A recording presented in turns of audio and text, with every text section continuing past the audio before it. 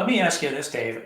I mean, how much research, how much planning or discussion do you think went into picking Journey, Don't Stop Believing as the last song of The Sopranos when The Sopranos ended? I mean, that just totally put Journey back on the map again, and it became like the theme song for a whole new generation. I mean, it's just, and everyone will always remember themselves watching that episode of The Terrible Sopranos. show. So I don't know. There's a wide range of how much is done in terms of like marketing and understanding a certain audience and demographics. If you range from TV shows to advertising, anywhere like music synchronization is happening, where you're selecting music, people generally have the demographics and understand who their key lists, who watchers and audience and customers are. And I think there's that data is definitely part of the process. Other companies we've come across have actually conducted neuromarketing studies. So they bring people into a laboratory and hook them up to like EEG devices and neural scanning devices and like take heart rate readings and pupil dilation and all these different metrics to try to understand which songs they should select. This is like a very rare thing that happens, but it does. And so I don't know what HBO or how much they engage with their music production team does for any of those choices, but that's like the kind of it's anywhere from gut, subjective, just like a decision by one person, up through really like doing brain studies on people if it's a big enough decision where they think enough dollars are on the line that it makes sense to do that kind of extensive work. I just watched that show. I'd give it like a 7.7, probably 7.6. I said terrible show like just a second ago. Like, it's not terrible. I do think it's a little overrated. I did not remember that song whatsoever, Tim, even though I've watched that episode like 6 weeks ago, maybe. So it's interesting. Also, I mean, you never know. Maybe Journey paid for it. There was something recently on like a Geico commercial where there's a band that had not been in the top 20 Billboard in 20 years, maybe. And because their song came out on a Geico commercial or some sort of insurance commercial, it was ants or something like that. Rat poison, something like that. Oh yeah, It became like a top 10 song because people would. Yeah, so I mean, it's interesting how stuff goes through that.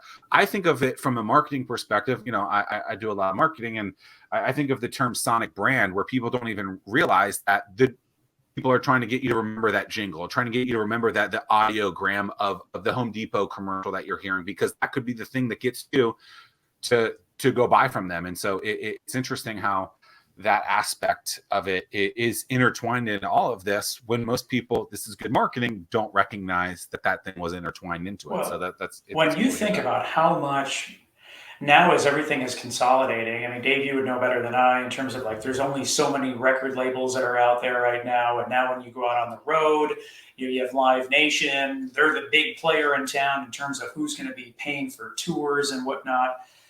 So from a business decision in terms of, where you're going to spend your marketing dollars to ensure that you're going to get the biggest return on investment, what you're doing and with Dopr, I mean, it's a smart play in terms of why companies would be interested in what you're doing so they can make a smarter bet, I would think. Yeah, so I think that's a good point, Tim. Like the marketing component and being able to really model by different demographics and geography, that was, as we have different data sources for in terms of like past streaming performance and such. And we use that to get a sense of like modeling what's been exposed to a different, area or group of people.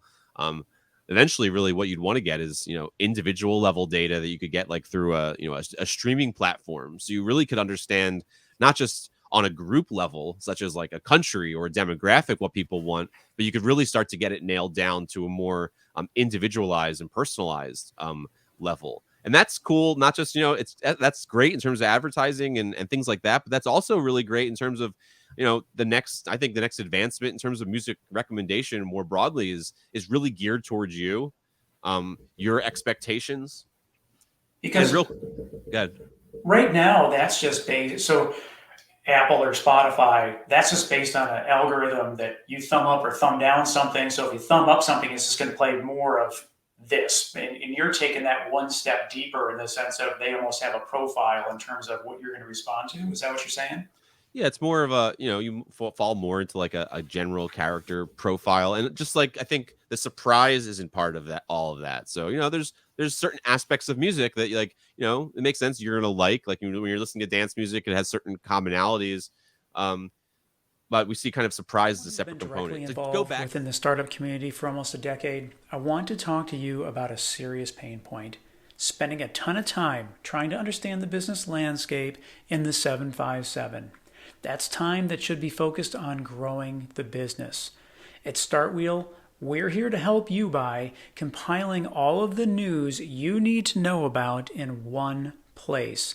Now there's no need to search multiple websites. Just head to startwheel.org and see for yourself. That's startwheel.org.